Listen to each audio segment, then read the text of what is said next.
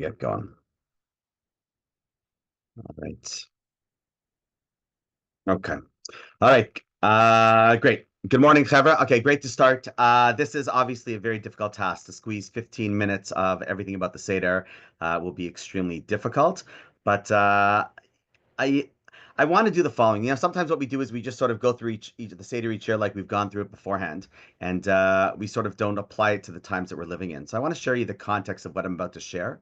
There's a lot of discussions that I have, lunch and learns at Federation, downtown stuff with the young professionals, and just about everywhere you turn, there's this tremendous sense of, stress and pressure. And, I spoke about at one of the events that, the most popular things that we keep reinforcing with ourselves is there's this movie October 8th that's out that talks about, how anti-Semitism is. I got another trailer from somebody saying, Lipner, will you host this? It's also about anti-Semitism. And we're surrounded by this stress of look what's going on around the world. One cannot not. That's a double negative. So that means you have to. One has to take that energy into their Seder this year more than ever and understand what's the story all about. So I've often said to many people that if I was not at this time in history, forget about all of history, a deeply religiously believing Jew in God, I would wake up every morning petrified. Meaning there's almost nothing in this world that is stable today. The amount of radical change that happens with the sign of a pen or with the shooting of one missile or with the one mistake that a person makes, there's almost, I don't know if you're in the same boat as me, I could wake up any morning and not be surprised by the most radical things that would have happened. Not necessarily happy about them, but definitely not surprised. The only thing or the main thing that keeps me grounded is that I believe that there's something overlooking the whole thing.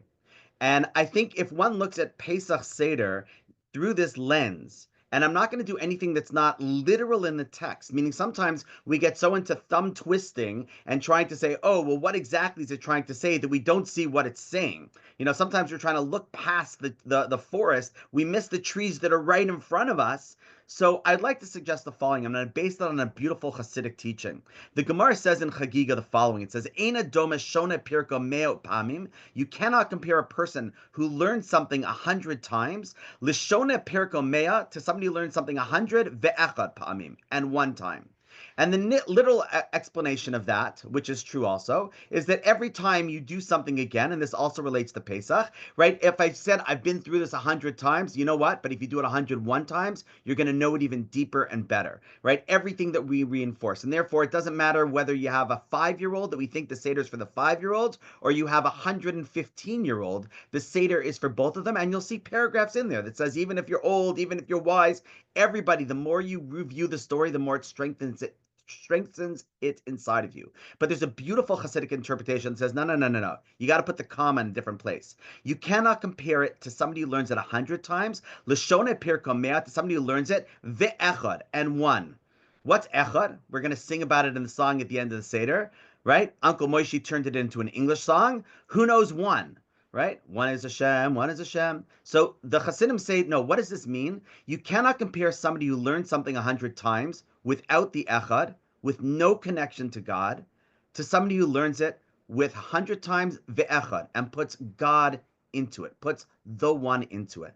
So we asked, what's the point of the Seder? And there are many different sub-points to it. We have multiple layers of meaning, but it all has to come back to echad. What's the main purpose? In any business or discipline that you have, if you do not have what is the goal, right? A person goes in for surgery, right? They can open up and say, wow, we saw all these different things and there was different stuff going on and we cleaned up here or there. But then you said, by the way, did you get out, God forbid, the cancerous tumor? They're like, oh, you know what? I didn't realize that was the goal. I just thought I was supposed to go in and clean up and see some cool things and walk out. There's a purpose. If a person's building homes, let's say, right, and they say, wow, we're building hundreds and hundreds of homes, but we're actually losing money, right? Is that a good thing or a bad thing? Well, it actually depends. I mean, if your goal is to make money, then obviously it's a bad thing. If your goal is to provide, affordable housing for people, and your goal wasn't money, your goal was to strengthen community, and you wanted to invest in that for the long-term strength of community, well, you're successful. So before we apply anything, we have to know what's the goal.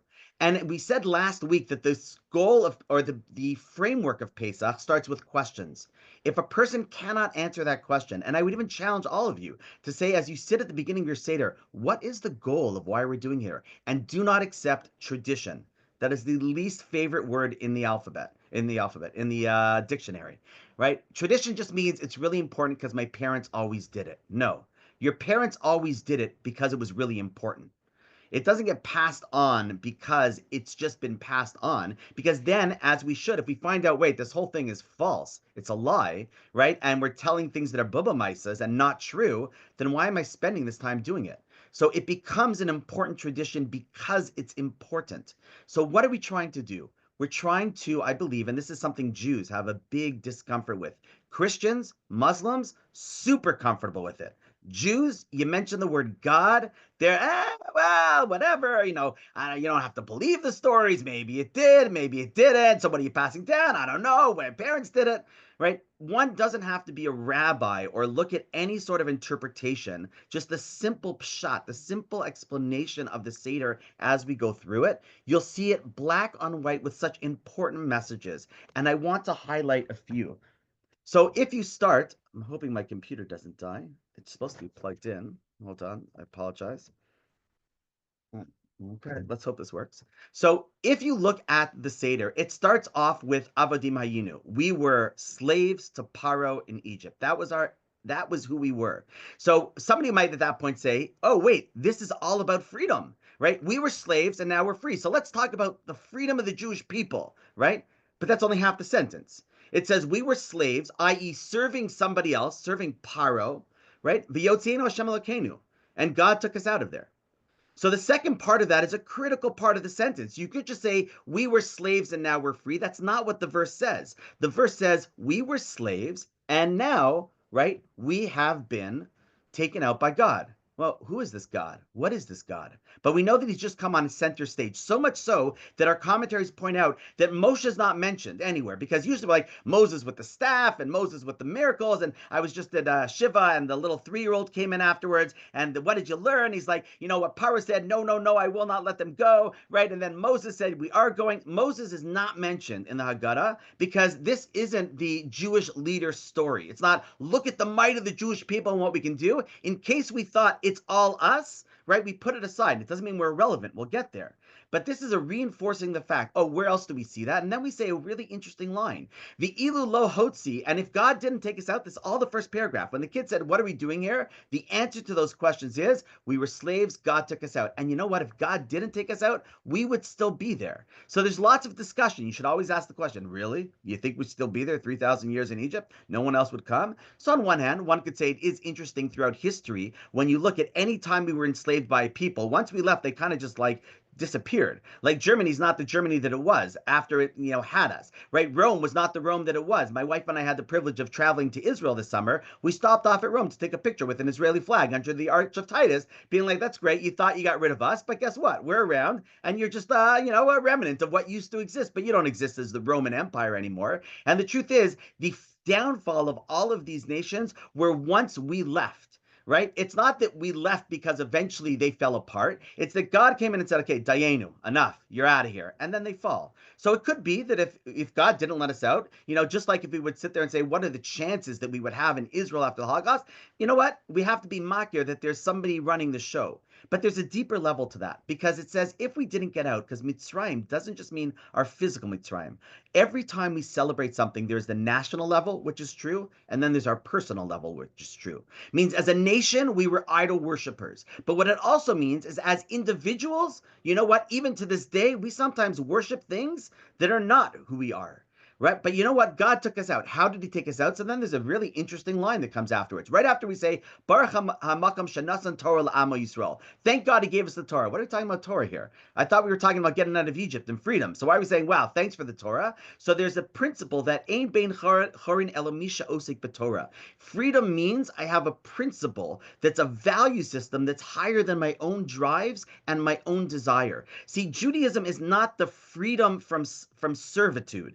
It's servitude to something that's higher than ourselves, whether that means an external force in this world that we feel, the politicians are saying that, or the world saying this, or this is what I think is important, or my own internal drives where I say, you know what, God, Nice idea. But Lipner wants to do something different. That's both the same category, saying I'm sitting and serving either somebody else's desire, the Jewish people, or I'm sitting and basing it on like the chametz, we get rid of, which represents both Yetzer Hara, my evil inclination, which means it's not really who I am, or it means my Se'ar Isa, my ego, what makes it puff up, which means it's all about the Lipner show. We're saying a little humility here on Pesach.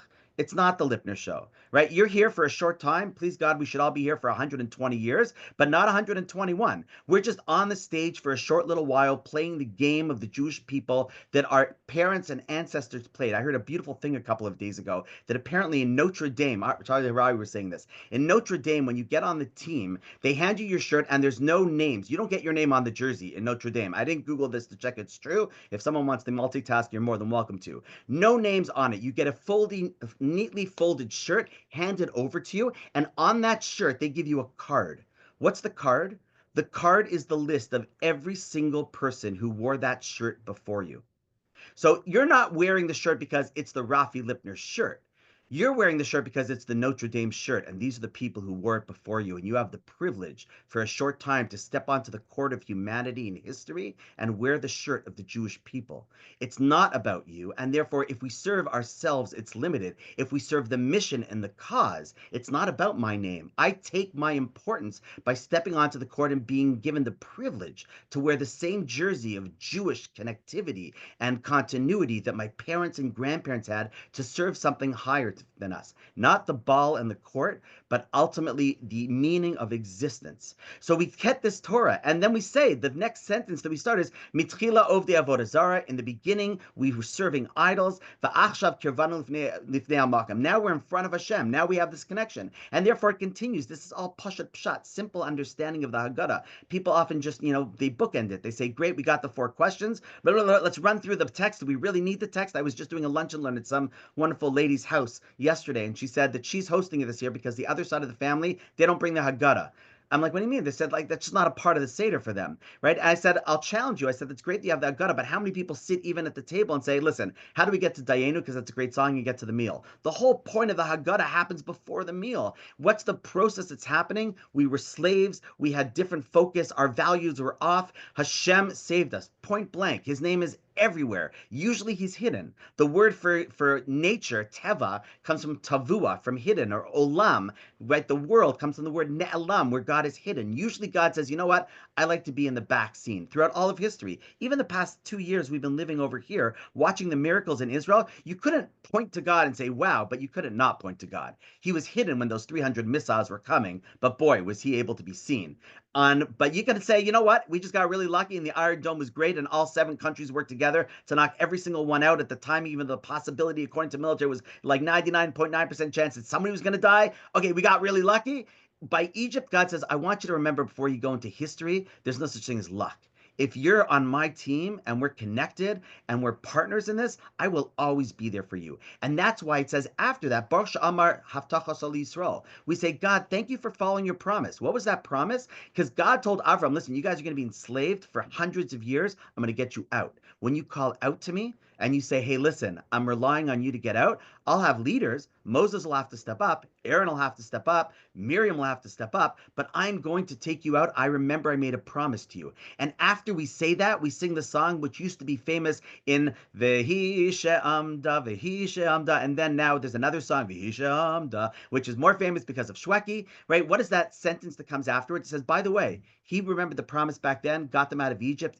For 210 years, the Jews were saying, it's impossible, we're enslaved, we're decimated. God said, I made a promise. I keep my promises. If you stay in the game, I'll get your back. So we say, you know what? Vihisha Amdalavasenu, that same one, i.e., not our leaders, God, who sat there and stood up for us back then, HaKadosh Baruch Hu Matzilenu Miyadam. He's going to save us from them. Because b'chol dor v'dor omdim aleinu l'chalosenu. The narrative of the Jewish history is in every single generation, people will stand up to go ahead and try to destroy us. And ironically, they don't want to destroy us because we're bad. They want to destroy us because we're so good.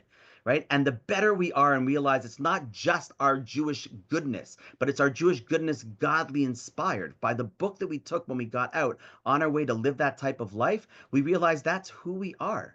And therefore, when we start learning, the first thing when we say when we start telling the story after this is all on the Haggadah. You can run and get one of your Haggadahs afterwards. Like I said, my favorite shelf in my office is my Haggadah shelf over the door. No chametz can possibly get on there. I just take it away 2 weeks before Pesach. The ultimate goal is then say umad. You know what? If you don't yet know, that's fine.